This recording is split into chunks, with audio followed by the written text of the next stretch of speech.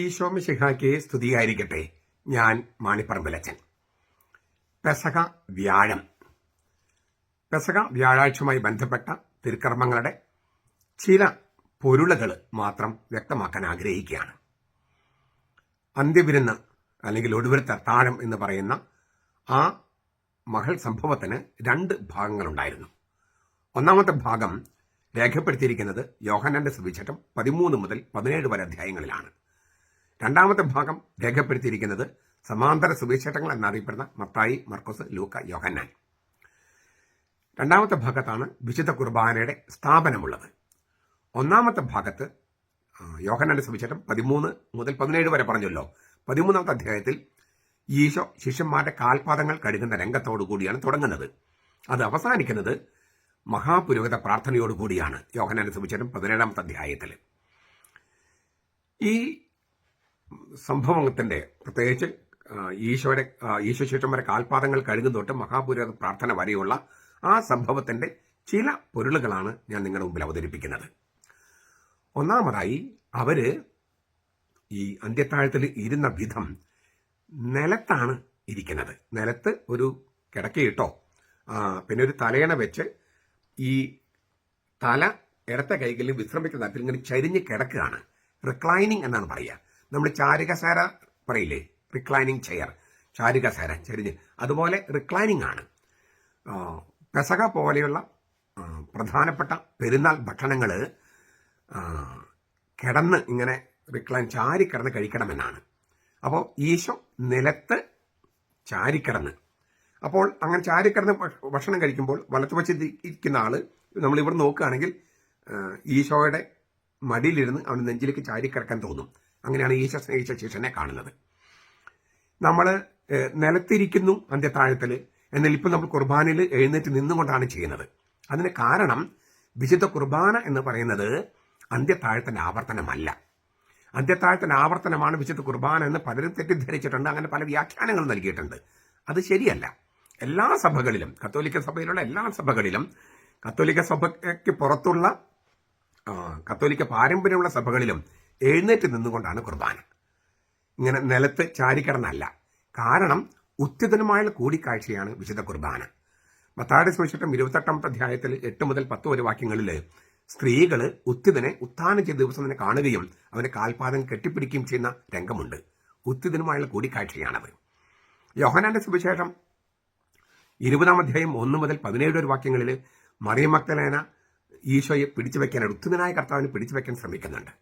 അതേ അധ്യായത്തിൽ 20ാം അധ്യായം 24 മുതൽ 28 വരെയുള്ള വാക്യങ്ങളിൽ തോമാസ് ലീഗ കർത്താവിന്റെ പാർശ്വത്തിൽ വിരലുകളിട്ട് അവന്റെ പാർശ്വത്തിലേക്ക് ഒട്ടിച്ചു ചേർക്കപ്പെടുന്ന രംഗമുണ്ട്. അങ്ങനെ ക്രിസ്തുവിന്റെ ഉത്ഥാനം ചെയ്ത ക്രിസ്തുവിന്റെ പാർശ്വത്തിലേക്ക് അവിടെ നിന്നുള്ള ജീവജലത്താലും ജീവരക്തത്താലും ഒട്ടിച്ചു ചേർക്കപ്പെട്ട തോമാസ്. അതുപോലെയാണ് എല്ലാ സ്ലീഹന്മാരും അവനിലേക്ക് ഒട്ടിച്ചു ചേർക്കപ്പെട്ടവരാണ്. നമ്മളും മാമോദിസ, കുർബാന തുടങ്ങിയവയിലൂടെ ആ ഉത്ഥിതനായ കർത്താവിലേക്ക് ഒട്ടിച്ചു ചേർക്കപ്പെട്ടവരാണ്. അതുകൊണ്ട് തന്നെ ഉത്ഥിതനുമായുള്ള കൂടിക്കാഴ്ച ആയതുകൊണ്ടാണ് നമ്മൾ അൾത്താരയിൽ നിന്നുകൊണ്ട് കുർബാന അർപ്പിക്കുന്നത്. എഴുന്നേറ്റ് നിൽക്കുന്നത് ഉത്ഥാനത്തിന്റെ ഒരു പ്രതീകം കൂടിയാണ്. മാത്രമല്ല അത് കബരിടമാണ്. ഈ കർത്താവിനെ അടക്കം ചെയ്ത കബരിടം കുരിശാണ്, കബരിടമാണ്. അവിടെ തന്നെ ആ കബരിടത്തിൽ തന്നെയാണ് കർത്താവ് ഉത്ഥാനം ചെയ്തത്. അപ്പോൾ കർത്താവിന്റെ മരണത്തിന്റെയും ഉത്ഥാനത്തിന്റെയും ഇടം ഒരേ ഒരു സ്ഥലമാണ്, അത് കബരിടമാണ്. വിശുദ്ധീകരണത്തിന്റെ കബരിടമേ സ്വസ്തി എന്ന് പറഞ്ഞിട്ടാണ് വൈദികൻ ഈ അൾത്താരയോട് വിട വാങ്ങുന്നത് കുർബാന കഴിഞ്ഞ്. ഈ കർത്താവിന്റെ മരണത്തിനും അടക്കിനും ഉത്ഥാനം ചെയ്തതിനൊക്കെ സാക്ഷികളുണ്ട്. കർത്താവിന്റെ മരണത്തിന് സാക്ഷികളുണ്ട്. മരിച്ചതിന്റെ ഏറ്റവും വലിയ തെളിവാണ് അവൻ അടക്കം ചെയ്യപ്പെട്ടു, അതിന് സാക്ഷികളുണ്ട്. അതുകൊണ്ട് കർത്താവ് മരിച്ചില്ലായിരുന്നു, കുരിശിൽ മരിച്ചെന്ന് തോന്നിയുള്ളായിരുന്നു എന്നൊക്കെ ഇസ്ലാം പഠിപ്പിക്കുന്നത് കല്ല് വെച്ച നുണയാണ്. മാത്രമല്ല അവൻ ഉത്ഥാനം കഴിഞ്ഞിട്ട് 500-ലധികം പേർക്ക് അവൻ പ്രത്യക്ഷപ്പെട്ടിട്ടുണ്ട്. ശിഷ്യന്മാർക്കും സ്ത്രീകൾക്കും മാത്രമല്ല, 500-ലധികം പേർക്ക്. 1 കൊരിന്ത്യർ 15ാമത്തെ അധ്യായത്തിൽ ഇങ്ങനെ സാക്ഷികളുടെ പട്ടികകളുണ്ട്. ഞാനൊരു വീഡിയോയിൽ 12 പ്രാവശ്യം ഉത്ഥിതനായ കർത്താവ് പ്രത്യക്ഷപ്പെട്ടു എന്ന് തെളിവുകൾ സഹിതം ഞാനൊരു വീഡിയോയിൽ പറഞ്ഞിട്ടുണ്ട്. ചുരുക്കത്തിൽ ഉത്ഥിതനുമായ കൂടിക്കാഴ്ചയാണ് വിശുദ്ധ കുർബാന. അതുകൊണ്ടാണ് നമ്മൾ എഴുന്നേറ്റ് നിന്നുകൊണ്ട് അൾത്താരയിൽ ചെയ്യുന്നത്, കർത്താവിന്റെ കബരിടമായ അൾത്താരയിൽ ചെയ്യുന്നത്. അന്ത്യത്താഴത്തിൽ കർത്താവ് നിലത്ത് ചാരിക്കിടന്നാണ് ഭക്ഷണം കഴിച്ചത്. അത് നിലത്ത് ചാരിക്കിടന്നായതുകൊണ്ട് തന്നെ അത് ഉയരം കുറഞ്ഞ ടേബിളാണ് ഉപയോഗിച്ചിരുന്നത്, മേശയാണ്. ഒരു മേശയല്ല, 3 മേശകളുണ്ടായിരുന്നു. അതിൽ ഇംഗ്ലീഷിൽ ഏതാണ്ട് സി ആകൃതിയിലുള്ള ഒരു മേശ എന്ന് പറയാം. ഇങ്ങനെയാണ്, നടുവില് ഒരു മേശ, ഈ വശത്ത് ഒരു മേശ, ഈ വശത്തും ഒരു മേശ. ട്രിക്ലിനിയും എന്നാണ് അതിനെ ലത്തീനിൽ പറയുക, ട്രിക്ലിനിയും. ഇങ്ങനെ ഇതിൽ തന്നെ കർത്താവ് ഇരുന്നത് നടുക്കല്ല, നടുവിലെ മേശയിൽ നടുക്കല്ല ഈശോ മിശിഹ ഇരുന്നത് ഇവിടെയാണ്. ഇവിടെ അവന്റെ ഇടത്ത് വശത്ത് യൂദാസ് കരീത്ത, വലത്ത് വശത്ത് യേശു സ്നേഹിച്ച ശിഷ്യൻ യോഹന്നാൻ. ഇവിടെയാണ് യേശു ഇരുന്നത്. യേശു ഇവിടെ ഇരിക്കാൻ കാരണം വെച്ചാൽ അവിടെയാണ് ആതിഥേയൻ ഇരിക്കുന്ന സ്ഥലം. ആതിഥേയൻ ഇരിക്കുന്ന സ്ഥലം ഇവിടെയാണ്. പത്രോസ് ഇരുന്നത് ഈ അറ്റത്താണ്, ഇവിടെ. അതിന് കാരണമുണ്ട്. അതുകൊണ്ടാണ് പത്രോസിന് നേരിട്ട് ഈശോയോട് സംസാരിക്കാൻ പറ്റാതെ വന്നതിന് കാരണം പത്രോസ് ഇരിക്കുന്നത് ഇവിടെ ആയതുകൊണ്ടാണ്. ഈ യോഹന്നാനോട്, യേശു സ്നേഹിച്ച ശിഷ്യനോട് കൈകൾ കൊണ്ട് ആംഗ്യം കാണിച്ച് ചോദിക്കുകയാണ് പത്രോസ് ചെയ്തത്. ആരാണ് ഈശോ ഒറ്റിക്കൊടുക്കാൻ ചോദിക്കാൻ. അപ്പൊ കർത്താവ് എന്താ പറഞ്ഞത്? എന്നോടൊപ്പം കൈമുക്കുന്നവൻ, ഞാൻ ആർക്കാണോ അപ്പകഷ്ണം മുക്കി കൊടുക്കുന്നത് അവൻ. അപ്പോൾ കർത്താവിന്റെ ഇടത്ത് വശത്ത് ഇരിക്കുന്ന യൂദാസാണെന്ന് അവിടെ ബോധ്യമാണ്, വ്യക്തമാകുകയാണ്. പത്രോസ് ഇവിടെ ഇരിക്കുന്നതിന് കാരണമുണ്ട്.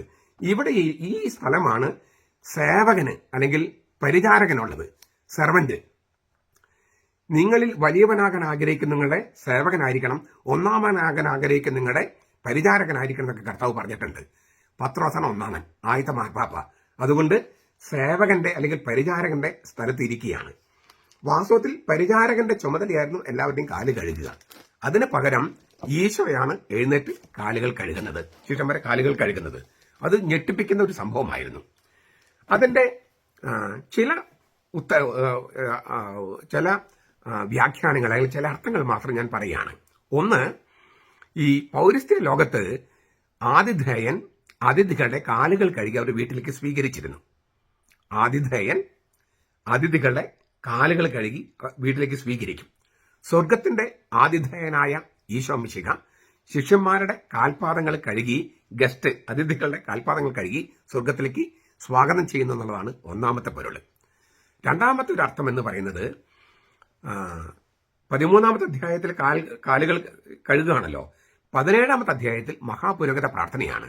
മഹാപുരോഹിത പ്രാർത്ഥന എന്ന് പറഞ്ഞാൽ ഈശോ പുതിയ ഉടമ്പടിയുടെ മഹാപുരോഹിതൻ എന്ന നിലയിൽ പുരോഹിതന്മാർക്ക് വേണ്ടി പ്രാർത്ഥിക്കുകയാണ്. ഏത് പുരോഹിതന്മാർക്ക്? ഈ അപ്പസ്തോലന്മാര്, സ്ലീഹന്മാര് 12 പേരെ പുരോഹിതമായി വാഴിക്കുകയാണ്. അവിടുത്തെ 2-3 കാര്യങ്ങൾ വാക്കുകൾ ഓർത്ത പെട്ടെന്ന് മനസ്സിലാകും. സത്യത്താൽ അവർ വിശുദ്ധീകരിക്കണമേ, സത്യത്താൽ അവർ വിശുദ്ധീകരിക്കണമേ. വിശുദ്ധീകരിക്കെന്ന് പറഞ്ഞാൽ ഇങ്ങനെ പൊക്കിപ്പിടിക്കുക എന്നാണ് അർത്ഥം. പൊക്കിപ്പിടിക്കുക, മാറ്റി നിർത്തുക, ദൈവത്തിന്റെ ഉപയോഗത്തിനായി മാറ്റി നിർത്തുക. നമ്മൾ ഈ അച്ഛൻ കുർബാന അർപ്പിക്കുമ്പോൾ കാസിം ബലസ് ഇങ്ങനെ ഉയർത്തിപ്പിടിക്കും. ദൈവത്തിന്റെ ഉപയോഗത്തിനായി ദൈവത്തിലേക്ക് ഉയർത്തിപ്പിടിക്കുകയാണ്. ഇങ്ങനെ ഉയർത്തിപ്പിടിക്കുന്ന ആ ബലിവസ്തു അല്ലെങ്കിൽ കാസിം ബിലാസിലുള്ള അപ്പവും വീഞ്ഞും അങ്ങനെ ദൈവത്തോട് നന്ദി പറഞ്ഞുകൊണ്ട് ഉയർത്തിപ്പിടിക്കുമ്പോൾ, എവുക്കരിസ്തയോ നന്ദി പറഞ്ഞു ഉയർത്തിപ്പിടിക്കുമ്പോൾ, എവുലകയോ നമ്മൾ വാഴ്ത്തി എന്ന വാക്ക് ഉപയോഗിക്കുന്നത്. പരിശുദ്ധാത്മാവ് വരുന്നതിനെയാണ് ഈ വാഴ്ത്തുക എന്ന് പറയണേ. പരിശുദ്ധാത്മാവ് വരികയാണ്, ദൈവം അയക്കുകയാണ് പരിശുദ്ധാത്മാവിനെ.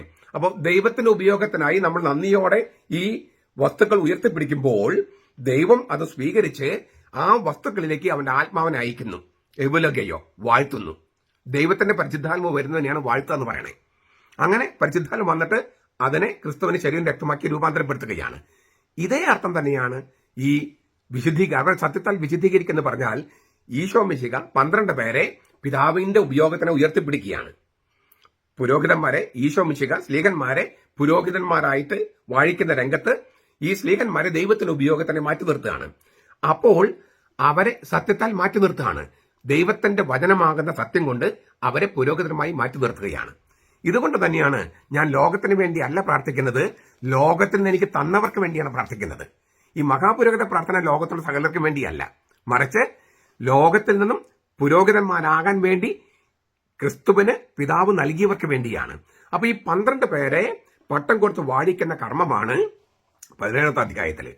അങ്ങനെയെങ്കിൽ ഈ കാല് കഴുകലിന് മറ്റൊരർത്ഥം വരികയാണ്. പഴയ നിയമത്തിൽ അഹറോനെയും മക്കളെയും പുരോഹിതന്മാരായി പഴയ ഉടമ്പടിയുടെ പുരോഹിതന്മാർ വാഴിക്കുന്നതിന് മുൻപ് മോശെ അവരെ കഴുകി വൃത്തിയാക്കുന്നുണ്ട്, കുളിപ്പിച്ച് വൃത്തിയാക്കുന്നുണ്ട്. ഇവിടെ പുതിയ ഉടമ്പടിയുടെ ഏക പുരോഹിതനായ ക്രിസ്തു തന്റെ പൗരോഹിത്യത്തിൽ പങ്കാളിത്തം കൊടുക്കുന്ന സ്ലീഹന്മാര് 12 സ്ലീഹന്മാര് അവർക്ക് പട്ടം കൊടുത്ത് പുരോഹിതന്മാരാക്കുന്നതിന് മുൻപ് അവരെ കഴുകി ശുദ്ധീകരിക്കുകയാണ്. അതാണ് 2-ാമത്തെ അർത്ഥം. 3-ാമത്തെ ഒരർത്ഥം പത്രോസുമായുള്ള ഈ സംഭാഷണത്തിലൂടെയാണ് വെളിപ്പെടുന്നത്. ഞാൻ പറഞ്ഞല്ലോ, ഈശോ പത്രോസാണ് എല്ലാവരുടെയും കാലുകൾ കഴുകാനായിട്ട് കടപ്പെട്ടിരുന്നത്. അതിന് പകരം ഈശോ മിശിഹ എഴുന്നേറ്റ് യൂദാസിന്റെ കാലുകൾ തൊട്ടിങ്ങനെ കഴുകി അവസാനം പത്രോസിന്റെ അടുത്ത് വരികയാണ്. പത്രോസിന്റെ അടുത്ത് വരുമ്പോൾ പത്രോസ് ആകെ ഞെട്ടിയിരിക്കുകയാണ്. പത്രോസ് കാലുകൾ പിൻവലിച്ചിട്ട് പറഞ്ഞു, നീ എന്റെ കാലുകൾ കഴുകാൻ ഞാൻ നിന്നെ അനുവദിക്കില്ല. പത്രോസിന്റെ ആ ആവലാതിയും ആകുലതയും ഞെട്ടലും ഒക്കെ മനസ്സിലാക്കി കർത്താവ് പറഞ്ഞു, നിനക്ക് ഇപ്പോൾ ഇത് മനസ്സിലാകില്ല, പിന്നീട് മനസ്സിലാകും. പത്രോസ് പറഞ്ഞു, എന്തൊക്കെ നീ പറഞ്ഞാലും എന്റെ കാല് കഴുകാൻ ഞാൻ നിന്നെ അനുവദിക്കില്ല. അപ്പോൾ കർത്താവ് വളരെ വ്യക്തമായിട്ട് പത്രോസിനോട് പറഞ്ഞു, നിന്റെ കാലുകൾ കഴുകാൻ നീ എന്നെ അനുവദിക്കുന്നില്ലെങ്കിൽ നിനക്ക് എന്നെ കൊടുക്കേണ്ട പങ്കില്ല. നമ്മൾ പങ്കാളി പങ്ക്, ഓഹരി എന്ന് പറയല്ലോ, അത് തന്നെ. പക്ഷെ ഒരു പ്രത്യേക അർത്ഥമുണ്ട്. ഈ മേറോസ് എന്നാണ് ഗ്രീക്ക് വാക്ക്, ഹെലേക്ക് എന്നാണ് ഹീബ്രു വാക്ക്. രണ്ടിനും സാങ്കേതികമായ അർത്ഥമുണ്ട്. പിതൃസ്വത്തിൽ ഓഹരി, പിതൃസ്വത്തിൽ പങ്ക് എന്നാണ് അതിനർത്ഥം. അതായത് നമുക്ക് പരമ്പരാഗതമായി അപ്പന്റെ സ്വത്തിലുള്ള ഓഹരി, അപ്പന്റെ സ്വത്തിലുള്ള പങ്ക്, അതാണ് എന്റെ അർത്ഥം. അപ്പോൾ നിന്റെ കാല് കഴുകാൻ നീ എന്നെ അനുവദിക്കുന്നില്ലെങ്കിൽ നിനക്ക് എന്റെ പിതൃസ്വത്തിൽ എന്നോടുകൂടെ പങ്കില്ല. നിന്റെ കാല് കഴുകാൻ നീ എന്നെ അനുവദിക്കുന്നില്ലെങ്കിൽ എന്റെ പിതൃസ്വത്തിൽ, എന്റെ പിതാവിന്റെ സ്വത്തിൽ, എന്റെ പിതാവിന്റെ ജീവനിൽ നിനക്ക് എന്നോടൊപ്പം പങ്കില്ല, ഓഹരിയില്ല. പിതൃസ്വത്ത് എന്ന് കേട്ടപ്പോൾ മേറോസ് എന്ന വാക്കിന്റെ അർത്ഥം അതാണ് ഗ്രീക്കില്. ഹീബ്രുവിലെ വാക്കിന്റെ അർത്ഥം പിതൃസ്വത്തിലെ ഓഹരി എന്നാണ്. പിതൃസ്വത്ത് എന്ന് കേട്ടപ്പോൾ ഈ പത്രോസ് വളരെ പ്രായോഗിക മനുഷ്യനാണല്ലോ. അതുകൊണ്ടാണ് അദ്ദേഹത്തെ ആദ്യത്തെ മാർപ്പാപ്പയായിട്ട് കർത്താവ് നിയമിച്ചതും. വളരെ പ്രായോഗികമായിട്ട് ചിന്തിച്ചിരുന്ന ആളാണ്. നികുതി കൊടുക്കുന്ന കാര്യത്തെ കുറിച്ചാണെങ്കിലും ഏത് കാര്യത്തിലാണെങ്കിൽ തീരുമാനമെടുക്കാനായിട്ട് വളരെ പെട്ടെന്ന് തീരുമാനമെടുക്കുകയും, ചിലപ്പോൾ തെറ്റിപ്പോയിട്ടൊക്കെ ഉണ്ട്, എങ്കിലും പെട്ടെന്ന് തീരുമാനമെടുക്കുകയും പ്രായോഗികമായി ചിന്തിക്കുകയും ചെയ്തിരുന്ന വളരെ ഒരു നേതൃത്വം ഉള്ള ഒരു ആളായിരുന്നു പത്രോസ്. ഈ പിതൃസ്വത്വമെല്ലാം കേട്ട് കഴിഞ്ഞപ്പോൾ പത്രോസ് പറഞ്ഞു, അങ്ങനെയെങ്കിൽ എന്റെ കാലുകൾ മാത്രമല്ല തലയും മുഖവും കൈയും ഒക്കെ ഒന്ന് കഴുകണം, ഒരു മുഴുവൻ കൂലി. എന്ന് വെച്ചാൽ എന്താ അർത്ഥം? പിതൃത്വത്തിന്റെ ഓഹരി മൊത്തം പോരട്ടെ, എനിക്കിങ്ങ് പോരട്ടെ, മറ്റാർക്കും വേണ്ട, എനിക്ക് തന്നെ ആകട്ടെ. നമ്മുടെ വീടുകളിലെല്ലാം ഈ പ്രശ്നമുണ്ടല്ലോ, ഈ പിതൃത്വത്തിലെ ഓഹരി ആർക്ക് വേണം, ഈ കൂടുതൽ വേണം എന്നുള്ളൊരു മോഹം എപ്പോഴും നമുക്കുണ്ട്. അത്തരം ഒരു മോഹം പത്രോസ് പ്രകടിപ്പിക്കുകയാണ്. അപ്പോൾ ഈ ശംശിക പറഞ്ഞു, കുളി കഴിഞ്ഞവന്റെ ദേഹം മുഴുവൻ ശുദ്ധിയാണ്, അവന്റെ കാലുകൾ മാത്രം കഴുകിയാൽ മതി. കുളി കഴിഞ്ഞവന്റെ ദേഹം മുഴുവൻ ശുദ്ധിയാണ്, കാലുകൾ മാത്രം കഴുകിയാൽ മതി. ഇതിന് പല അർത്ഥങ്ങളുണ്ട്. ഒരർത്ഥം ഇതാണ്, കുളി. ഏതാണ് ഈ കുളി എന്ന് പറഞ്ഞാല്? കുളി എന്ന് പറഞ്ഞാല് മാമോദീസയാണ്. മാമോദീസയിലൂടെ എന്താ സംഭവിക്കാൻ നമ്മൾ കണ്ടു കഴിഞ്ഞു. ഉത്തമനായ കർത്താവിന്റെ തുറന്നു കിടക്കുന്ന പാർശ്വത്തിൽ ജീവജലത്താലും ജീവരക്തത്താലും ഒട്ടിച്ച് ചേർക്കപ്പെടുകയാണ്. അങ്ങനെ ഒട്ടിച്ച് ചേർക്കപ്പെടുമ്പോൾ പൗലോസിലേക്ക് പറഞ്ഞത്, വി പുട്ട് ഓൺ ക്രൈസ്റ്റ്, നമ്മൾ ക്രിസ്തുവിനെ ധരിക്കുകയാണ്. നമ്മൾ വസ്ത്രം ധരിക്കുന്ന പോലെ ക്രിസ്തുവിനെ ധരിക്കുകയാണ്. അതുകൊണ്ടാണ് മാമോദീസ സ്വീകരിക്കുമ്പോൾ ഒരു വെള്ള തുണി കുഞ്ഞിന്റെ മേലെ ഇടുന്നത്. അത് ഈ നവജാത ശിശുക്കളെ കർത്താവിന്റെ അടുക്കൽ കൊണ്ടുവരുന്നുവെന്ന് ലൂക്കാസ് 18:15 പറയുന്നുണ്ട്. നവജാത ശിശുക്കൾ എന്ന് യഹൂദന്മാരെ പറഞ്ഞിരുന്നത് ജനിച്ചിട്ട് 8 ദിവസത്തിന് മുമ്പാണ്. 8 ദിവസത്തിന് മുമ്പ്.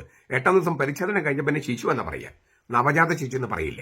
അപ്പൊ നവജാത ശിശുക്കളെ കർത്താവിന്റെ അടുത്ത് കൊണ്ടുവന്ന് കർത്താവ് അവരെ തൊട്ട് അനുഗ്രഹിക്കാൻ അങ്ങനെ ചെയ്യുന്നുണ്ട്. അതുമാണ് ഇപ്പം മാതാപിതാക്കൾ ചെയ്യുന്നത്. ഈ മാതാപിതാക്കൾ കർത്താവിന്റെ അടുത്ത് കൊണ്ടുവന്ന് ഇതൊരു പുതുജനനമാണ് എന്ന് നിക്കോദെമോസിന്റെ കർത്താവ് പറയുന്നുണ്ട്.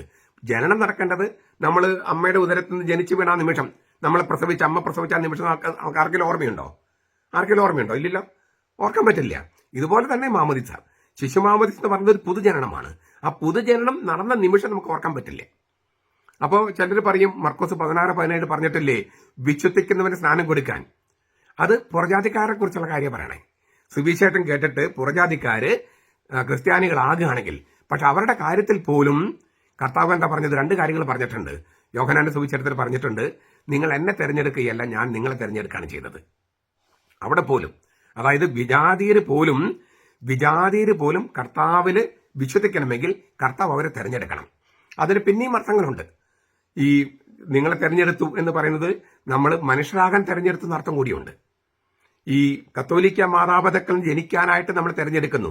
നിങ്ങൾ എന്നെ തെരഞ്ഞെടുക്കുകയല്ല, ഞാൻ നിങ്ങളെ തെരഞ്ഞെടുക്കുക ചെയ്തത്. പിതാവ് ആകർഷിച്ചാൽ അല്ലാതെ ആരും എൻ്റെ അടുക്കൽ വരാൻ പറ്റില്ലെന്നും കർത്താവ് പറഞ്ഞിട്ടുണ്ട്. അതായത് പുറജാതിക്കാരെ മാനസാന്തരം പോലും കർത്താവ് നിശ്ചയിച്ചാലേ നടക്കൂ. സുവിശേഷം കേട്ട് അവര് വിശ്വസിക്കണമെങ്കിൽ പോലും പിതാവ് ആകർഷിക്കണം. അതുപോലെ തന്നെ കർത്താവ് തെരഞ്ഞെടുക്കണം. അപ്പോൾ എല്ലാം ക്രിസ്തുവിന്റെ നമ്മൾ അന്വേഷിച്ച് കണ്ടെത്തുന്ന ഒരു പരിപാടിയാണെങ്കിൽ അതൊരു പ്രത്യയശാസ്ത്രമാണ്, വിശ്വാസമാകില്ലേ. ഇതേക്കുറിച്ച് നമുക്ക് വിശദമായിട്ട് ഇപ്പൊ പറയാൻ നമുക്ക് നേരമില്ല. നമ്മൾ അന്വേഷിച്ച് കണ്ടെത്തുന്നതാണ് വിശ്വാസമെങ്കിൽ വിശ്വാസം ആകില്ല. വിശ്വാസമാകണമെങ്കിൽ അത് ദൈവത്തിൽ നിന്ന് വരണം. മറിച്ചാണെങ്കിൽ നമ്മൾ അന്വേഷിച്ച് കണ്ടെത്തുന്നതാണെങ്കിൽ അത് പ്രത്യയശാസ്ത്രമേ ആകൂ. കാരണം ഈ നമ്മൾ അന്വേഷിച്ച് കണ്ടെത്തുകയാണെങ്കിൽ അതിന്റെ ഉറവിടം നമ്മളാണ്, ദൈവമല്ല. വിശ്വാസത്തിന്റെ ഉറവിടം ദൈവമാണ്. അപ്പൊ ദൈവം എന്ന് പറയുന്ന പിതാവ് നമ്മൾ ആകർഷിക്കണം. അതുപോലെ തന്നെ ക്രിസ്തു നമ്മെ തെരഞ്ഞെടുക്കണം. അപ്പൊ അവനിലാണ് വിശ്വാസത്തിന്റെ ഉറവിടം എന്ന് പറയുന്നത്. അവിടെയാണ് ഞാൻ പറഞ്ഞല്ലോ. ഇതിന്റെ വിശദാംശങ്ങൾ ഇപ്പോൾ നമ്മൾ അതിലേക്ക് പോകുന്നില്ല. ഏതായാലും മർക്കോസ് 16:17 പറഞ്ഞത് പുറജാതിക്കാരുടെ മാനസാന്തരത്തെക്കുറിച്ചാണ്. കത്തോലിക്ക മാതാപിതാക്കളും ജനിക്കുന്നവരുടെയും ക്രിസ്തീയ മാതാപിതാക്കളും ജനിക്കുന്നവരുടെ കാര്യത്തെക്കുറിച്ചല്ല. ഈ അപ്പൊ പൊതുജനനമാണിത്. പൊതുജനനം എന്ന് പറയുന്നത് ഈ സ്ത്രീ വെള്ളത്തിലും രക്തത്തിലും കുഞ്ഞിനെ പ്രസവിക്കുന്നത് പോലെ ക്രിസ്തുവിന്റെ പാർശ്വത്തിലൊഴുകിയ ജീവജലത്തിലും ജീവരക്തത്തിലും നമ്മൾ പിറന്നു വീഴുകയാണ്. അതുകൊണ്ട് തന്നെ നമ്മൾ അവിടെ ഒട്ടിച്ച് ചേർക്കപ്പെടുകയുമാണ്. ഉത്ഥാനം ചെയ്ത ക്രിസ്തുവിന്റെ തുറന്നു കിടക്കുന്ന പാർശ്വത്തിൽ ഈ ഉത്ഥാനം കഴിഞ്ഞിട്ടും അവൻ ആ പാർശ്വം അടയ്ക്കാതെ തുറന്നിട്ടതിന്റെ കാരണം ഇത് തന്നെയാണ്. അപ്പോൾ മാമോദിസത്തൊട്ടിയിലുള്ള വെള്ളം എന്ന് പറയുന്നത് ഏതെങ്കിലും പുഴയിലെ വെള്ളമല്ല. മാത്രമല്ല അത് ജീവജലമാണ്. ക്രിസ്തുവിന്റെ പാർശ്വത്തിൽ നിന്നൊഴുകിയ ജീവജലമാണ്. അത് നമുക്ക് ലഭിക്കുന്നത് സ്ലൈഹി പെന്തടത്തിലൂടെ കൈവപ്പിലൂടെയും തൈലാഭിഷേകത്തിലൂടെയൊക്കെയാണ്. ഓരോന്നും ഓരോ വലിയ വലിയ പ്രസംഗങ്ങൾ പറയാനുള്ള മാറ്റമുള്ളവർ നമുക്ക് അതിലേക്ക് കടക്കുന്നില്ല. ചുരുക്കത്തില് ഈ മാമോദിസയിൽ സംഭവിക്കുന്നത്, അത് മാമോദിസ എന്ന് പറഞ്ഞാൽ പ്രാരംഭ കൂദാശകൾ സംഭവിക്കുന്നത് കർത്താവിന്റെ തുറന്നുകിടക്കുന്ന പാർശ്വത്തിൽ ജീവജലത്താലും ജീവരക്തത്താലും ഒട്ടിച്ച് ചേർക്കപ്പെടുകയാണ്. അതുകൊണ്ടാണ് 3 കൂദാശകൾ ഒരുമിച്ച് കൊടുക്കണമെന്ന് പറയുന്നത്. ഈ മാമോദിസ, അതുപോലെ തൈലാഭിഷേകം, പിന്നെ വിശുദ്ധ കുർബാന. അപ്പോഴാണ് ഈ ഒട്ടിച്ച് ചേർക്കപ്പെടൽ പൂർണ്ണമാകൂ. അപ്പൊ നമ്മൾ ഈശോയിൽ ഒട്ടിച്ച് ചേർക്കപ്പെടുന്നതുകൊണ്ടാണ് അവന്റെ തിരുശരീരം നമ്മൾ ഭക്ഷിക്കുന്നത്, അവന്റെ തിരുരക്തം നമ്മൾ കുടിക്കുന്നത്. അവനിൽ നിന്നാണ് ജീവന്റെ നീര് നമ്മൾ അനുദിനം കുടിച്ചും വളർന്ന് വലിച്ചെടുത്തുമാണ് നമ്മൾ വളരുന്നത്. ജൈവികമായ ബന്ധമാണ് ക്രിസ്ത്യാനിക്ക് ക്രിസ്തുവുമായിട്ടുള്ളത്. ജൈവികം, ഓർഗാനിക്. കാരണം ക്രിസ്തുവിന്റെ ശരീരവും രക്തവുമാണ് ക്രിസ്ത്യാനി കഴിക്കുന്നത്. ക്രിസ്തുവിന്റെ നീരാണ് നമുക്ക് കിട്ടുന്നത്, ചോരയും നീരും. ചോര എന്നൊക്കെ ജീവൻ അർത്ഥമാക്കണേ. നമ്മൾ ഉപയോഗിക്കുന്ന സാധാരണ ബ്ലഡ് ആ അർത്ഥത്തിലല്ല. ബ്ലഡ് എന്ന് പറഞ്ഞാൽ ബൈബിളിൽ ജീവൻ, ക്രിസ്തുവിന്റെ ജീവൻ. അപ്പൊ ക്രിസ്തു തമ്മിലുള്ളത് ജൈവികമായ ബന്ധമാണ്, ഓർഗാനിക്കായിട്ടുള്ള ബന്ധമാണ്. അങ്ങനെ ക്രിസ്തുവിനോട് ഒട്ടിച്ച് ചേർക്കപ്പെടുന്നത് കൊണ്ട് ക്രിസ്തുവിനെ ധരിക്കുകയാണ്. ക്രിസ്തുവിനെ ധരിക്കുന്ന പറഞ്ഞാൽ പരിശുദ്ധാത്മാവിൽ പൊതിയപ്പെടുകയാണ്. അതിനാൽ മാമോദിസ കഴിഞ്ഞിട്ട് എന്ത് പാപം ചെയ്താലും, എത്ര വലിയ പാപം ചെയ്താലും നമ്മൾ മൊത്തത്തിൽ അശുദ്ധരാകുന്നില്ല, മൊത്തത്തിൽ വൃത്തികേടാകുന്നില്ല. കാരണം നമ്മൾ പരിശുദ്ധാത്മാവിൽ പൊതിയപ്പെട്ടിരിക്കുന്നു, ക്രിസ്തുവിനെ ധരിച്ചിരിക്കുന്നു. അതുകൊണ്ടാണ് കുളി കഴിഞ്ഞവന്റെ എന്ന് പറയുന്ന കർത്താവ്. കുളി കഴിഞ്ഞവന് ദേഹം മുഴുവൻ ശുദ്ധിയാണ്. മാമോദിസ സ്വീകരിച്ചവൻ ശുദ്ധനാണ്. പക്ഷേ മാമോദിസ കഴിഞ്ഞിട്ടും പാപം ചെയ്തിട്ടുണ്ടെങ്കിൽ അവന്റെ കാൽപാദങ്ങൾ അശുദ്ധമാകുന്നത് പോലെയാണ്. അതിനാൽ മാമോദിസ കഴിഞ്ഞിട്ട്, കുളി കഴിഞ്ഞിട്ട് പാപം ചെയ്തിട്ടുണ്ടെങ്കിൽ നമ്മുടെ കാൽപാദങ്ങൾ കഴുകാൻ ഈശോയെ അനുവദിക്കണം. നിന്റെ കാലുകൾ കഴുകാൻ നീ അനുവദിക്കുന്നില്ലെങ്കിൽ നിനക്ക് എന്നോട് കൂടെ പിതൃത്വത്തിൽ പങ്കില്ല. അതായത് കർത്താവ് നമ്മുടെ കാൽപാദങ്ങൾ കഴുകാൻ നമ്മൾ അനുവദിക്കണം. മാമോദിസ കഴിഞ്ഞ് നമ്മൾ പാപം ചെയ്യുന്ന ഇടയായിട്ടുണ്ടെങ്കിൽ എവിടെയാണ് നമ്മൾ നമ്മുടെ കാൽപാദങ്ങൾ കഴുകാൻ ക്രിസ്തുവിനെ അനുവദിക്കുന്നത്? കുമ്പസാരക്കോട്. നമ്മൾ ഇന്നൊരു കത്തോലിക്ക പള്ളി നോക്കിയാൽ, കത്തോലിക്ക പള്ളി, ആ നടുക്കുള്ള മേശ, ആൾത്താര മേശ അവിടെയുണ്ട്. ഈ വശത്തുള്ള മേശ അത് കുറച്ചുകൂടി ഇങ്ങനെ എക്സ്റ്റെൻഡ് ചെയ്ത് കുമ്പസാരക്കോട്, ഒരു പള്ളിയുടെ ഒരു വശത്തുള്ള കുമ്പസാരക്കോട്. ഇപ്പുറത്തുള്ള ഈ ടേബിള് കുറച്ചുകൂടി എക്സ്റ്റെൻഡ് ചെയ്ത് ഇപ്പുറത്തുള്ള കുമ്പസാരക്കോട്. കർത്താവ് എഴുന്നേറ്റ് നമ്മുടെ കാൽപാദങ്ങൾ കഴുകാനായിട്ട് നമ്മൾ നിന്ന് കൊടുക്കുന്ന കുമ്പസാരക്കോട്. അതാണ് അവിടെ സംഭവിക്കുന്നത്. അപ്പോൾ ശരിക്കും അന്ത്യത്താഴത്തിന്റെ അതേ രീതി അവിടെയുണ്ട്. എന്നാൽ ഉത്ഥാനം കഴിഞ്ഞിട്ടുള്ളത് കൊണ്ട് അതിന്റെ ആ ചൈതന്യവുമുണ്ട്. ഉത്ഥാനം ചെയ്ത കർത്താവ് എന്താണ് ശിഷ്യന്മാരോട് പറഞ്ഞതും ചെയ്തതും? യോഹന്നാൻ 20, 21, 23 അവൻ അവരുടെ മേൽ ഊതി പരിശുദ്ധാത്മാൻ കൊടുക്കുകയാണ്. എന്നിട്ട് പറയാണ്, ഇതാ പരിശുദ്ധാത്മാൻ സ്വീകരിക്കുവിൻ. നിങ്ങൾ ആരുടെ പാപങ്ങൾ മോചിക്കുന്നുവോ അവ മോചിക്കപ്പെട്ടിരിക്കും. നിങ്ങൾ ആരുടെ പാപങ്ങൾ ബന്ധിക്കുന്നുവോ അവ ബന്ധിക്കപ്പെട്ടിരിക്കും. ഉത്ഥാനം ചെയ്ത കർത്താവ് കൊടുത്തിരിക്കുന്ന ഒരേ ഒരു ദൗത്യം യോഹന്നാന്റെ സുവിശേഷം അനുസരിച്ച്, നിങ്ങൾ ആരുടെ പാപങ്ങൾ മോചിക്കുന്നുവോ, നിങ്ങൾ, ദൈവമെന്നല്ല പറഞ്ഞത്, ഞാനെന്നല്ല പറഞ്ഞത് ക്രിസ്തു, നിങ്ങൾ, അപ്പസ്തോലന്മാര്, അവർ പിൻഗാമികള്. ഈ പാപമോചന അധികാരം നിങ്ങൾ ആരുടെ പാപങ്ങൾ മോചിക്കുന്നുവോ അവ മോചിക്കപ്പെടും. നിങ്ങൾ ആരുടെ പാപങ്ങൾ ബന്ധിക്കുന്നുവോ, ബന്ധിക്കുക എന്ന് പറഞ്ഞാൽ റീറ്റെയിൻ എന്നാണ് ശരിക്ക്, പിടിച്ചു വയ്ക്കുക എന്നർത്ഥം. പിടിച്ചു വയ്ക്കുക. അതായത് ഇപ്പം ഞാൻ പറയാണ്, ഞാൻ പണം കട്ടെടുത്തിട്ടുണ്ട് എന്ന് പറഞ്ഞു വിചാരിക്കുക. അപ്പോൾ അച്ഛൻ ചോദിക്കും, തിരിച്ചു കൊടുത്തോ? തിരിച്ചു കൊടുത്തിട്ടില്ല. തിരിച്ചു കൊടുക്കാൻ റെഡിയാണോ? ഓ, അതൊക്കെ ചിലവായി പോയോച്ചോ, തിരിച്ചു കൊടുക്കാൻ പറ്റില്ല എന്ന് പറഞ്ഞാൽ ആ പാപം അച്ഛന് മോചിക്കാൻ പറ്റില്ല. പിടിച്ചു വയ്ക്കും. നീ എപ്പോഴാണോ പണം തിരിച്ചു കൊടുക്കുന്നത് അപ്പോൾ കൊടുത്തിട്ട് വരിക. ഞാൻ കൊടുക്കാമെന്ന് വാഗ്ദാനം ചെയ്യുകയാണെങ്കിൽ ഒരു കണ്ടീഷണൽ ഒബ്സല്യൂഷൻ കൊടുക്കും. എന്നാണോ പണം തിരിച്ചു കൊടുക്കുന്നത് അന്ന് ഈ പാപമോചനം യാഥാർത്ഥ്യമാകുന്ന തരത്തിലൊരു കണ്ടീഷണൽ അബ്സല്യൂഷൻ. അതായത് ഏത് പാപത്തിലും സത്യത്തിനും അനീതിക്കും എതിരെയുള്ളൊരു പാപമുണ്ട്. ഏത് പാപത്തിലും അങ്ങനെ ഒരു സംഗതിയുണ്ട്. അനീതി ഉണ്ടെങ്കിൽ ആ നീതി വീണ്ടെടുക്കപ്പെടാതെ പാപമോചനം കൊടുക്കാൻ കഴിയില്ല. അതുകൊണ്ടാണ് നിങ്ങൾ എന്ന് തന്നെ പറഞ്ഞിരിക്കുന്നത്. അത് ഈ സ്ലീഹന്മാരും അവരുടെ പിൻഗാമികളും കണ്ടറിയണം. നേരിട്ടങ്ങ് പറയാൻ പറ്റില്ല. അങ്ങനെയല്ല കർത്താവ് സ്ഥാപിച്ചിരിക്കുന്നത്. അതുകൊണ്ട് തന്നെയാണ്. മറ്റനേകം കാരണങ്ങളുണ്ട്. ഒരെണ്ണം മാത്രം ഞാൻ ചെറുതായിട്ട് സൂചിപ്പിക്കാം. അത് ഈ ദണ്ഡവിമോചനമായിട്ടൊക്കെ ചെറുതായിട്ട് ബന്ധപ്പെട്ട സംഗതിയാണ്. ഇപ്പൊ ഞാൻ പണം കട്ടെടുത്ത കാര്യം പറഞ്ഞല്ലോ. കട്ടെടുത്തതിന്റെ ഉദാഹരണം, ആ പണം കട്ടെടുത്തത് നമ്മൾ തിരിച്ചു കൊടുത്താൽ പോലും ചിലപ്പോൾ പ്രശ്നങ്ങൾ തീരണമെന്നില്ല. ഒരു ഉദാഹരണം പറയാം. ഞാൻ പണം കട്ടെടുത്ത വീട് ഒരു വീട്ടിൽ നിന്ന് എടുത്തെന്ന് വിചാരിക്കാം. ആ വീട്ടുകാര് അവരുടെ കൊച്ചന്റെ സ്കൂളിലെ ഫീസ് അടയ്ക്കാൻ വേണ്ടി വെച്ച പൈസയാണ് ഞാൻ കട്ടെടുത്തത്. ഞാൻ കട്ടെടുത്തത് കൊണ്ട് ആ പണം തിരിച്ചു കൊടുക്കാൻ പറ്റിയില്ല. അല്ല, അവർക്ക് ഫീസ് അടയ്ക്കാൻ പറ്റിയില്ല. ഇപ്പോഴും സ്കൂളുകളിലൊക്കെ ഡിസിപ്ലിനറി ആക്ഷൻ ഉണ്ട്. ഫീസ് കൊടുത്തില്ലെങ്കിൽ കൊച്ചുങ്ങളെ പുറത്ത് നിർത്തുക, അല്ലെങ്കിൽ അപ്പനെ അമ്മനെ വിളിച്ചുകൊണ്ട് വരിക, അങ്ങനെ പല കാര്യങ്ങളുണ്ട്. സ്കൂൾ അധികൃതർ അങ്ങനെ എന്തോ നടപടി എടുത്തെന്ന് വിചാരിക്കുക. കൊച്ചിന് നാണക്കേട് തോന്നി കൊച്ചു പോയി തൂങ്ങിച്ചത്തു എന്ന് വിചാരിക്കും.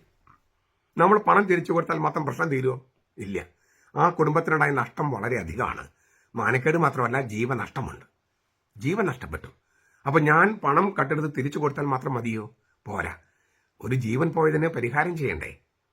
അപ്പൊ ചിലപ്പോൾ അച്ഛൻ പറയും, ഒരു അനാഥ കുട്ടിയെ ദത്തെടുക്കാൻ പറ്റുമോ? പൈസയുണ്ടോ? അല്ലെങ്കിൽ അങ്ങനെ ഒരു വിധവയെ സഹായിക്കാൻ പറ്റുമോ പരിഹാരം ചെയ്യാനായിട്ട്? അപ്പൊ ഈ നീതി റെസ്റ്റോർ ചെയ്യാൻ വേണ്ടി അച്ഛൻ പല കാര്യങ്ങൾ ചെയ്യും. അപ്പം കാരുണ്യവും നീതിയും സമ്മേളിക്കുന്ന ഒരിടമാണ് ഈ കുമ്പസാരക്കൂട് എന്ന് പറയുന്നത്. ഞാനും നിന്നെ വിധിക്കുന്നില്ല, പൊയ്ക്കോ, മേലിൽ പാപം ചെയ്യരുത് എന്നാണ് കർത്താവ് പറഞ്ഞത്. അവിടെ നീതിയുണ്ട്, കാരുണ്യമുണ്ട്. ഇതെല്ലാം സമന്വയിപ്പിക്കാൻ വേണ്ടിയിട്ടാണ്. അത് നമ്മൾ ദൈവത്തോട് നേരിട്ടങ്ങ് പറഞ്ഞാൽ പറ്റില്ല എന്ന് കർത്താവിന് അറിയാവുന്നത് കൊണ്ടാണ് കർത്താവ് പാപമോചന അധികാരം, പിതാവ് ദൈവത്തിന് മാത്രം പാപമോചിക്കുന്ന അധികാരം മനുഷ്യപുത്രനുണ്ട്. മനുഷ്യപുത്രനുള്ള അധികാരം ശിഷ്യന്മാർക്ക് കൈമാറുന്നു. ഇത് നമ്മൾ ഇതിൽ കണ്ട് അത്ഭുതപ്പെടേണ്ട കാര്യമില്ല. ഇപ്പോ ദൈവമാണ് സൃഷ്ടാവ്. പക്ഷെ ദൈവം നേരിട്ടങ്ങ് സൃഷ്ടിക്കുകയാണോ ചെയ്യുന്നത്? അല്ല. മാതാപിതാക്കളുടെ സൃഷ്ടിക്കുകയാണ് ചെയ്യുന്നത്. മധ്യവർത്തികളുണ്ട്. ഏക സൃഷ്ടാവ് മധ്യവർത്തികളിലൂടെയാണ് സൃഷ്ടിക്കുന്നത്. ഏക മധ്യസ്ഥൻ മധ്യവർത്തികളിലൂടെയാണ് പ്രവർത്തിക്കുന്നത്. വിശുദ്ധരുടെ പ്രാർത്ഥനകൾ വേണമെന്ന് വെളിപാട് പുസ്തകം 8-ാമത്തെ അധ്യായത്തിൽ 2 പ്രാവശ്യം പറഞ്ഞിട്ടില്ലേ? അതുപോലെ തന്നെ ഏക പുരോഹിതൻ അവനിലേക്ക് ഉൾച്ചേർക്കപ്പെട്ട പുരോഹിതന്മാരിലൂടെയാണ് ഇന്ന് വർക്ക് ചെയ്യുന്നത്. ഏക പുരോഹിതനേ ഉള്ളൂ ക്രിസ്തു. ശരിയാണ്. ഏക മധ്യസ്ഥനേ ഉള്ളൂ ക്രിസ്തു. ഏക സൃഷ്ടാവേ ഉള്ളൂ ദൈവം. പക്ഷേ പ്രവർത്തിക്കുന്നതെല്ലാം മധ്യവർത്തികളിലൂടെയാണ്. അങ്ങനെയാണ് ഈ സ്നേഹമുള്ള ആളുകൾ. അങ്ങനെയാണ്. ഡിക്റ്റേറ്റർ അല്ലല്ലോ, സ്വേച്ഛാധിപതി അല്ലല്ലോ. ചുരുക്കത്തില് ഏക പുരോഹിതനായ ക്രിസ്തു പാപമോചനാധികാരം ഇങ്ങനെ കൊടുത്തിരിക്കുന്നത് നീതിയും ഈ കാരുണ്യവും സമ്മേളിപ്പിക്കുന്നതിന് വേണ്ടിയാണ്. അപ്പോൾ എന്താണ് കുമ്പസാരക്കൂട്ടിൽ സംഭവിക്കുന്നത്? ധൂർത്തപുത്രൻ തിരിച്ചു വരുമ്പോൾ ഈ അപ്പൻ ഇങ്ങനെ ഓടുകയാണ് അവനെ സ്വീകരിക്കാൻ. എന്തിനാ ഈ കാർന്നവര് വഴി കൂടെ ഓടണേ? കുട്ടികൾ ഓടുന്നതൊക്കെ മനസ്സിലാക്കാം. ഈ കാർന്നവര്, ഈ മകൻ വീട്ടിൽ താമസിച്ചിരുന്നപ്പോൾ അപ്പൻ സ്നേഹിച്ചിരുന്നവനെ, പക്ഷെ അവന് മനസ്സിലായില്ല, മകന് മനസ്സിലായില്ല. അങ്ങനെ എല്ലാം വിട്ട് പോയി, എല്ലാം ധൂർത്തടിച്ച് ഇപ്പോ തെണ്ടി തിരിഞ്ഞു വരികയാണ്. ഈ അപ്പന് അവനെ ബോധ്യപ്പെടുത്തണം, മുമ്പ് സ്നേഹിച്ചതിനേക്കാൾ കൂടുതൽ ഇപ്പൊ സ്നേഹിക്കുന്നുണ്ടെന്ന്. അതിനുവേണ്ടിയാണ് ഈ നാണം കെട്ടുമ്പോൾ ഓടിക്കൂടെ ഓടുന്നത്. എന്നിട്ട് ഈ മകനെ കണ്ട് കെട്ടിപ്പിടിച്ച് ഇങ്ങനെ തെരിതെര ചുംബിക്കുകയാണ്. അപ്പോൾ മകൻ കുമ്പസാരിക്കുകയാണ്. അപ്പാ, നിനക്കെതിരെയും സ്വർഗത്തിനെതിരെയും ഞാൻ പാപം ചെയ്തു പോയി. നിന്റെ മകൻ എന്ന് വിളിക്കപ്പെടുവാൻ ഞാൻ യോഗ്യനല്ല. ഒരു വചനം കൂടി ഈ മകൻ ഒരുങ്ങിയിരുന്നു. നിന്റെ വേലക്കാരിൽ പരിചാരിൽ ഒരാളായിട്ട് എന്നെ കരുതാൻ പറ്റില്ലേ? പക്ഷെ അത് പറയാനായിട്ട് അപ്പൻ അനുവദിച്ചില്ല. അപ്പൻ ഇടയ്ക്ക് കയറി പറഞ്ഞു, ഉടനെ ക്വിക്ക് പെട്ടെന്ന് മേൽത്തരം വസ്ത്രം അവന് ധരിക്കുവിൻ. കൽപ്പന കൊടുക്കുകയാണ്. മേൽത്തരം വസ്ത്രം, ഈ ദ ബെസ്റ്റ് റോബ്. അതിന് ആദ്യ സഭാപിതാക്കന്മാര് പറഞ്ഞത് ആദ്യ വസ്ത്രം എന്നാണ്. ആദവും കവിയും പാപം ചെയ്യുന്നതിന് മുമ്പുണ്ടായിരുന്ന വരപ്രസാദ അവസ്ഥ. ആ അവസ്ഥയുടെ വസ്ത്രമാണ് ആദ്യ വസ്ത്രം. വരപ്രസാദത്തിന്റെ മൗലിക വരപ്രസാദന്റെ ആദ്യ വസ്ത്രമാണ് കുമ്പസാരക്കോട്ടിൽ പിതാവായ ദൈവം നമ്മെ അണിയിക്കുന്നത്. അപ്പോൾ പുത്രൻ തമ്പുരാൻ വ്യഭിചാര പ്രവൃത്തിയിൽ പിടിക്കപ്പെട്ട സ്ത്രീയോട് പറഞ്ഞ അതേ വചനങ്ങൾ നമ്മളോട് പറയാണ്, ഞാനും നിന്നെ വിധിക്കുന്നില്ല, പൊയ്ക്കോ, ഞാൻ നിന്നെ അബ്സോർബ് ചെയ്യാണ്, പാപം ക്ഷമിക്കുകയാണ്, മേൽ പാപം ചെയ്യരുത്. അപ്പോൾ പരിശുദ്ധാത്മ നമ്മിലേക്ക് വരികയാണ്. ഈ പിതാവ് പുത്രൻ പരിശുദ്ധാത്മ പരിശുദ്ധത്വത്തിൽ 3 ആളുകളുമായി കൂടിക്കാഴ്ചയാണ്. ആ കൂടിക്കാഴ്ച സംഭവിക്കുന്ന തരത്തിൽ വേണം കുമ്പസാരിക്കാൻ, ശരിക്കും കുമ്പസാരിപ്പിക്കാനും. നമ്മളൊരു നീണ്ട ക്യൂ. ഇപ്പം ഞാൻ കഴിഞ്ഞ ദിവസം കുമ്പസാരിപ്പിക്കാൻ ഇരുന്നപ്പോൾ ഒരു 8 പേരെ കുമ്പസാരിപ്പിക്കാൻ ഞാനൊരു 1.5 മണിക്കൂർ എടുത്തു. അതായത് കർത്താവിനൊരു കണ്ടുമുട്ടുന്ന ആ ഒരു അവസ്ഥ ഉണ്ടായിട്ട് അവർ എഴുന്നേൽപ്പിച്ച് വിടാൻ പറ്റും. എനിക്ക് കുമ്പസാരക്കൂട്ടിൽ ഇരിക്കുമ്പോൾ 8 പേരെ കുമ്പസാരിപ്പിക്കാൻ ഞാൻ 1.5 മണിക്കൂർ എടുത്തു. ഞാൻ ചിലപ്പോഴൊക്കെ രാവിലെ തൊട്ട് വൈകിട്ട് 8 വരെ കുമ്പസാരിപ്പിച്ചിട്ട് 12 മണിക്കൂറൊക്കെ ഞാൻ കുമ്പസാരിപ്പിച്ചിട്ടുണ്ട്. അതിനേക്കാൾ കൂടുതൽ ദിവസം കുമ്പസാരിപ്പിച്ചിട്ടുണ്ട്. 20 പേര് 25 പേരെ എനിക്ക് കുമ്പസാരിപ്പിക്കാൻ പറ്റാറുള്ളൂ. കാരണം ഈ വന്നിരിക്കുന്ന ആളുകൾ പിതാവായ ദൈവത്തെയും പുത്രനായ ദൈവത്തെയും പിന്നെ പരിശുദ്ധാത്മാവിനെയും കണ്ടുമുട്ടി എന്നൊരു അനുഭവം വന്നിട്ട് വേണം അവരെ എഴുന്നേൽപ്പിച്ച് വിടാൻ. അപ്പം നമ്മൾ പല കാര്യവും ചോദിക്കേണ്ടി വരും. അങ്ങനെ ചോദിച്ച് അവർക്കെല്ലാം അറിയണമെന്നില്ല. അപ്പോൾ ഞാൻ പറഞ്ഞു വരുന്നത്, ഈ പിതാവായ ദൈവത്തെയും പുത്രൻ തമ്പുരാനെയും പരിശുദ്ധാത്മാവിനെയും ഒരു കൂടിക്കാഴ്ച കണ്ട് അവരെ കൂടിക്കാഴ്ച നടത്തിയിട്ടുള്ള ആ അനുഭവത്തിൽ വേണം എഴുന്നേറ്റ് പോകാൻ.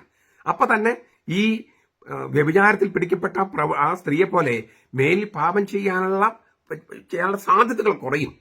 തീർച്ചയായിട്ടും നമ്മളും മനുഷ്യരാണ്, സ്വാതന്ത്ര്യമുള്ളവരാണ്, പാപം ചെയ്തു പോകാം. എങ്കിലും ഈ കൂടിക്കാഴ്ചയുടെ ആഴമനുസരിച്ച് നമുക്ക് കർത്താവിനുള്ള അടുപ്പം കൂടിക്കൊണ്ടിരിക്കും, പാപം ചെയ്യാനുള്ള പ്രവണത കുറഞ്ഞുകൊണ്ടിരിക്കും. അങ്ങനെ എത്രയോ പേര് ഈ പാപകരമായ ദുശീലങ്ങളിൽ നിന്ന് മാറിയിരിക്കുന്നു, എത്രയോ പേര് മാറിയിരിക്കുന്നു. അപ്പോൾ ഇതൊന്നും അറിയാതെ കുമ്പസാരത്തെ കളിയാക്കുന്നവരും ഒക്കെ ഉണ്ട്. പിന്നെ പലരും പറഞ്ഞത് അച്ഛന്മാര് പാപികളല്ലേ, എന്താ സംശയം? മെത്രമാര് പാപികളല്ലേ, എന്താ സംശയം? മാർപ്പാപ്പ പാപിയല്ലേ, എന്താ സംശയം? പാപികളെ തേടി കർത്താവ് വന്നേ, പാപികളെ തേടി കർത്താവ് വന്നേ. പാപികളെ സ്നേഹിതൻ എന്നാണ് അവൻ അറിയപ്പെട്ടിരുന്നത്. പാപികൾ മാത്രമാണ് അന്നവൻ ഭക്ഷണം കഴിച്ചത്, ഇന്നും ഭക്ഷണം കഴിക്കുന്നത് കുർബാന. പാപികൾ മാത്രമാണ് അവന്റെ സമ്പർക്കം മുഴുവൻ. അപ്പോൾ കത്തോലിക്ക സഭ മുഴുവൻ പാപികളാണ്, പുരോഹിതന്മാര് പാപികളാണെന്നൊക്കെ പറഞ്ഞാൽ വളരെ ശരിയായ കാര്യമാണത്. പക്ഷെ ഈ പറയുന്നവര് അവർക്ക് വേണ്ടിയല്ല കർത്താവ് വന്നത്. കത്തോലിക്കര് പാപികളാണെങ്കിൽ അവർക്ക് വേണ്ടി കർത്താവ് വന്നേ. കത്തോലിക്ക പുരോഹിതന്മാർ പാപികളാണെങ്കിൽ അവർക്ക് വേണ്ടി കർത്താവ് വന്നത്. പാപികളായ മനുഷ്യർക്ക് വേണ്ടിയാണ് കർത്താവ് വന്നത്. അപ്പൊ പാപികളല്ലാത്തതുകൊണ്ടല്ല നമ്മൾ അവരെടുത്ത് കുമ്പസാരിക്കുന്നത്, മറിച്ച് അവരെ ഈ കർമ്മം ചെയ്യാനായിട്ട് കർത്താവ് അവന്റെ പൗരോഹിത്യത്തിന്റെ ആത്മാവിൽ അവരിൽ ഇട്ട് അവരെ പുരോഹിതന്മാരെ വാഴിച്ചത് കൊണ്ടാണ്. ചുരുക്കത്തില് ഈ കുമ്പസാരം എന്ന കൂദാശ, നിങ്ങൾ കത്തോലിക്ക സഭയുടെ മതബോധനം പലരുടെ കയ്യിലുണ്ട്. അതിനകത്ത് 10 കൽപ്പനകൾ എന്ന് പറഞ്ഞൊരു ഭാഗമുണ്ട്. അത് വായിച്ചു നോക്കിയാൽ ഒന്നാമത്തെ പ്രമാണം അതിനെതിരെ ഉണ്ടാക്കാവുന്ന പാപങ്ങൾ, 2ാം പ്രമാണം അതിനെതിരെ ചെയ്യാവുന്ന പാപങ്ങൾ, അങ്ങനെ ലിസ്റ്റുകളുണ്ട്. അപ്പൊ നമ്മൾ പാപങ്ങളൊന്നും കൃത്യമായിട്ട് ഓർക്കണം. 1ാം പ്രമാണത്തിനെതിരെ പാപം ചെയ്തിട്ടുണ്ടോ, 2ാം പ്രമാണത്തിന് പാപം ചെയ്തിട്ടുണ്ടോ, അങ്ങനെ നോക്കി പിന്നെ തിരുസഭയുടെ കൽപ്പനകൾ, നമ്മുടെ ജീവിതാവസ്ഥയുടെ ഉത്തരവാദിത്തങ്ങൾ, ഉപേക്ഷയാലുള്ള പാപം, ഒരു നന്മ ചെയ്യാൻ പറ്റുമായിരുന്നു പക്ഷെ ചെയ്യാതെ പോയി, ഇങ്ങനെ കാര്യങ്ങളൊക്കെ ഓർത്ത് പിടിക്കപ്പെട്ട വ്യഭിചാരണിയെ പോലെ നമ്മൾ കുമ്പസാരക്കൂട്ടിലേക്ക് പോവുകയാണ്. അവിടെ ഒരു അച്ഛന് മുമ്പിൽ മുട്ടുകുത്തി ഈ പാപങ്ങൾ ഏറ്റുപറഞ്ഞതിൽ ഒരു ഹ്യൂമിലിയേഷൻ ഉണ്ട്, ഒരു നാണക്കേടുണ്ട്. പക്ഷെ അതിലൂടെയാണ് ദൈവത്തിന്റെ കൃപാവരം നമ്മളിലേക്ക് വരുന്നതും നമ്മളെ വരപ്രസാദത്തിന്റെ ഈ വസ്ത്രം കൊണ്ട് നമ്മൾ അണിയുന്നതും പുത്രൻ തമ്പുരാൻ നമ്മുടെ കാൽപാദങ്ങൾ കഴുകി നമ്മൾ ശുദ്ധീകരിച്ച് അവന്റെ തന്നെ ബലിപീഠത്തിലേക്ക് ആനയിക്കുന്നതും അവൻ തന്നെ നമുക്ക് തന്ന് അവനുമായി കർത്താവുമായിട്ട് നമ്മൾ ഒന്നാകുന്നതും. കർത്താവിനെ നമ്മൾ സ്വീകരിക്കുന്നു കുർബാനയിൽ. അവൻ ഹൃദയത്തിലേക്കാണോ പോകുന്നത്, ഉദരത്തിലേക്കാണോ പോണേ? ഉദരത്തിലേക്ക്, ഹൃദയത്തിലേക്കല്ല. ഹൃദയത്തിലേക്കാണെങ്കിൽ നമ്മൾ ആശുപത്രി കൊണ്ടുകൊണ്ടി വരും. ഉദരത്തിലേക്കാണ്. എന്നിട്ട് എന്ത് സംഭവിക്കുന്നു? നമ്മുടെ ശരീരത്തിന്റെ ശരീരമായി, മാംസത്തിന്റെ മാംസമായി, രക്തത്തിന്റെ രക്തമായിട്ട് അവൻ ഒന്നാകുന്നു. നമ്മുടെ ശരീരം തന്നെ കർത്താവിന്റെ ശരീരമായി മാറുന്നു. അവന്റെ ശരീരവും രക്തവും നമ്മുടെ ശരീരത്തിൽ ലയിച്ച് നമ്മളും അവന് ഒന്നാകുന്നു. അപ്പൊ നമ്മുടെ ശരീരം പരിശുദ്ധാത്മന്റെ ആലയമാണ്. ഞാനൊരു വാക്കുകൂടി കടന്നു പറയും. ഈ സക്രാരിലിരിക്കുന്ന അതേ കർത്താവ് നമ്മിലേക്ക് വരുന്നത്. സഞ്ചരിക്കുന്ന ജീവിക്കുന്ന സക്രാരിയാണ് നമ്മൾ. ആ ബോക്സിൽ സക്രാരി എന്ന് പറഞ്ഞ പെട്ടിക്കകത്ത് ഇരിക്കുന്നതിനേക്കാളും സജീവമായിട്ട് നമ്മുടെ ശരീരത്തിന് ശരീരമായി, മാംസത്തിന് മാംസമായി, രക്തത്തിന് രക്തമായി നമ്മിൽ മാറുകയാണ് കർത്താവ്. ഇത്രയും വലിയ യാഥാർത്ഥ്യമാണ് നമ്മൾ. അതുകൊണ്ടാണ് ഈ ശരീരത്തിന് ഉയർപ്പിലും നമ്മൾ വിശ്വസിക്കുന്നെന്ന് പറയുന്നത്. ശരീരത്തിന് ഉയർപ്പിൽ എന്ന് വെച്ചാൽ ഈ അസ്ഥിയിൽ തൂങ്ങിക്കിടക്കുന്ന മാംസത്തിന്റെ ഉയർപ്പിൽ എന്നാണോ അർത്ഥം? അല്ല. ശരീരം എന്ന് പറഞ്ഞാൽ ആളാണ്, ആള്. ഹിന്ദുക്കള്, ഇപ്പോഴത്തെ ഹിന്ദുക്കളും പണ്ട് കാലത്തെ ഗ്രീക്കുകാരും ആത്മാവിന്റെ അമരത്വത്തിൽ, ഇല്ലേ, മരണമില്ലായ്മയിൽ, അമർത്തതയിൽ വിശ്വസിച്ചിരുന്നു. അവർക്ക് ശരീരം എന്ന് പറയുന്നത് ഒരു കാരാഗ്രഹം പോലെയാണ്, ജയില് പോലെ, ആത്മാവിനെ തടവിലിട്ടിരിക്കുന്ന കാരാഗ്രഹം. അതുകൊണ്ട് തന്നെ ഗ്രീക്കുകാർ ശരീരത്തെ തിന്മയായിട്ടാണ് കണ്ടിരുന്നത്. പൗലോസിലേക്ക് പറഞ്ഞത് നമ്മുടെ ശരീരം പരിശുദ്ധാത്മാവിന്റെ ആലയമാണെന്നാണ്. ഞാൻ പറഞ്ഞല്ലോ, ജീവിക്കുന്ന സക്രാരിയാണ് നമ്മുടെ ശരീരം. അപ്പൊ ശരീരത്തിന് ഉയർപ്പിലും വിശ്വസിക്കുന്നു പറഞ്ഞാൽ നമ്മൾ വിശ്വസിക്കുന്നത് ആളുടെ ഉയർപ്പിലാണ്, ആത്മാവിന്റെ ഉയർപ്പിലല്ല. ഈ ആത്മാവിന് വേണ്ടി പ്രാർത്ഥിക്കണമെന്നൊക്കെ ചില അച്ഛന്മാർ പറയും. അപ്പോഴും ഉദ്ദേശിക്കുന്നത് ഹിന്ദുക്കൾ ഉദ്ദേശിക്കുന്ന ആത്മാവല്ല, ഗ്രീക്കുകാർ ഉദ്ദേശിക്കുന്ന ആത്മാവല്ല, ആളായി മാറിയ ആത്മാവാണ്. ആളായി മാറിയ, ഒന്നുകൂടി വ്യക്തമാക്കി പറഞ്ഞാൽ, ഈ മാതാപിതാക്കളല്ല നമ്മുടെ ആത്മാവിനെ സൃഷ്ടിക്കുന്നത്, ദൈവമാണ്. ദൈവം സൃഷ്ടിച്ച ആത്മാവിന് ശരീരം കൊടുക്കാൻ നമ്മുടെ അപ്പനോടും അമ്മയോടും പറയാണ്. ദൈവം സൃഷ്ടിച്ച ആത്മാവിന് ശരീരം കൊടുക്കാൻ അപ്പനോടും അമ്മയോടും പറയുന്നു. നമ്മുടെ അപ്പനും അമ്മയും ഈ ദൈവം സൃഷ്ടിച്ച ആത്മാവിന് ശരീരം കൊടുക്കുമ്പോൾ ആ ആത്മാവ് ആളായി മാറുന്നു. പിന്നെ ആത്മാവല്ല, ആളായി. ആ ആളെയാണ് ശരീരമെന്ന് വിളിക്കുമ്പോഴും ആത്മാവെന്ന് വിളിക്കുമ്പോഴും ക്രിസ്ത്യാനി ഉദ്ദേശിക്കുന്നത്. ഈ ആത്മാവിന് വേണ്ടി പ്രാർത്ഥിക്കണമെന്ന് പറയുമ്പോൾ ക്രിസ്ത്യാനി ഉദ്ദേശിക്കുന്നത് ഈ ആൾക്ക് വേണ്ടി പ്രാർത്ഥിക്കണമേ എന്നാണ്. ശരീരത്തിന് ഉയർപ്പിൽ വിശ്വസിക്കുന്നത് പറയുമ്പോൾ ഈ ആളുടെ ഉയർപ്പിൽ വിശ്വസിക്കുന്നതാണ്. വെറുതെ ശരീരത്തിൽ വേറിട്ട് നിൽക്കുന്ന ഒരു ആത്മാവിന്റെ ഉയർപ്പിലല്ല. അത് ഹിന്ദുക്കളുടെയും ഗ്രീക്കുകാരുടെയും വിശ്വാസമാണ്, നമ്മുടെ വിശ്വാസമല്ല. ക്രിസ്ത്യാനികൾ വിശ്വസിക്കുന്നത് ആളുടെ ഉയർപ്പിലാണ്. അതുകൊണ്ട് ഈ ആത്മാവിന് വേണ്ടി പ്രാർത്ഥിക്കാന്ന് പറഞ്ഞാലും ശരീരത്തിന് ഉയർപ്പെന്ന് പറഞ്ഞാലും ഉദ്ദേശിക്കുന്നത് ആളെയാണ്. അപ്പോൾ കാരണം നമ്മുടെ ശരീരവുമായിട്ട് കർത്താവ് ഒന്നാകുന്നു. ദൈവം തമ്പുരാൻ നമ്മുടെ ശരീരം ഒന്നാകുന്നു. അതുകൊണ്ട് ഈ ആളാണ്, ശരീരത്തിൽ ഉയർപ്പിലാണ് നമ്മൾ വിശ്വസിക്കുന്നത്. എത്രയോ വലിയ സംഗതികളാണ് ഈ പെസഹ വ്യാഴാഴ്ചയിലെ ഈ കാലുകഴുകൽ കർമ്മത്തിലൂടെ കർത്താവ് വെളിപ്പെടുത്തുന്നത്. ഇനിയും വേറെ അർത്ഥങ്ങളുണ്ട്, നമ്മൾക്കത് പിന്നീട് ഒരിക്കൽ ധ്യാനിക്കാം. ഞാൻ പറഞ്ഞു വരുന്നത്, ഈ പെസഹായും പൗരോഹിത്യവും കുംഭസാരവുമെല്ലാം വളരെ മനോഹരമായിട്ട് സമ്മേളിപ്പിച്ചിരിക്കുന്ന ദൈവശാസ്ത്രപരമായ ഒരു രംഗമാണ്. അത് കർത്താവ് ഏറ്റവും, അതായത് അന്ത്യത്താഴ് എന്ന് പറഞ്ഞ ഏറ്റവും പ്രധാനപ്പെട്ട, ലോകത്തെ മുഴുവൻ മാറ്റിമറിച്ച ആ ദിവസം, അതായത് വ്യാഴം, വെള്ളി, ശനി, ഞായർ, ഈ ദിവസങ്ങളിലാണ് ഓശാന ഞായറാഴ്ച തുടങ്ങിയെന്ന് വിചാരിക്കാം. ഈ ഒരാഴ്ചയാണ് ലോകത്തെ മുഴുവൻ മാറ്റിമറിച്ച സംഭവങ്ങളുണ്ടായത്. അതിലാണ് നമ്മൾ പങ്കെടുക്കുന്നത്. അപ്പോൾ ഈ പറഞ്ഞ പൗരോഹിത്യം, പെസഹ, കുംഭസാരം, പിന്നെ ഞാൻ ഈ പറഞ്ഞ സ്വർഗത്തിലേക്കുള്ള ആതിഥേയന്റെ സ്വീകരണം, പൗരോഹിത്യത്തിന്റെ അഭിഷേകം ഞാൻ പറഞ്ഞു കഴിഞ്ഞു. ഇതെല്ലാം ഉൾച്ചേർന്നിരിക്കുന്ന ഈ സംഭവത്തിൽ നമുക്ക് നല്ല രീതിയിൽ പങ്കെടുക്കാനായിട്ട് പരിശ്രമിക്കാം. കൂട്ടത്തിൽ ഇപ്പൊ നമുക്കറിയാലോ, മെത്രാന്മാരും അച്ഛന്മാരുടെ എല്ലാം മൂല്യം വല്ലാതെ ശോഷിച്ചിരിക്കുന്ന ഒരു കാലയളവാണ്. അത് ഞങ്ങൾ തന്നെ, മെത്രാന്മാരും അച്ഛന്മാരും തന്നെ വരുത്തി തീർത്താണ് പകുതിയിലധികം. പിന്നെ മറ്റുള്ളവരുടെ കുറ്റം കാണും. അതായത് ഈ പൗരോഹിത്യത്തിന്റെ മേന്മയോ അതിന്റെ മൂല്യമോ തിരിച്ചറിയാതെ വളരെ ലാഘവത്തോടെ ഈ കൂതാശകളെ കാണുകയും കൂതാശയിൽ പരികർമ്മം ചെയ്യുകയും പൗരോഹിത്യത്തെ തന്നെ അവർ തന്നെ സ്വയം ഇടിച്ചു താഴ്ത്തി കാണുകയും ചെയ്യുന്നത് കൊണ്ടും തോന്നിയ പോലെ എന്തും ചെയ്യാമെന്നുള്ള ഒരു അവസ്ഥ വന്നിട്ടുള്ളത് കൊണ്ടും മെത്രാന്മാരുടെ മൂല്യവും അച്ഛന്മാരുടെ മൂല്യവും വല്ലാതെ ശോഷണം വന്നിരിക്കുന്ന ഒരു കാലയളവാണ്. അത് വീണ്ടെടുക്കേണ്ടത് നമ്മുടെ എല്ലാവരുടെയും കടമയാണ്. അച്ഛന്മാരുടെ മാത്രമല്ല, നമ്മുടെ കുടുംബങ്ങളിൽ നിന്നാണല്ലോ ഈ അച്ഛന്മാരും മെത്രാന്മാരൊക്കെ ഉണ്ടാകുന്നത്.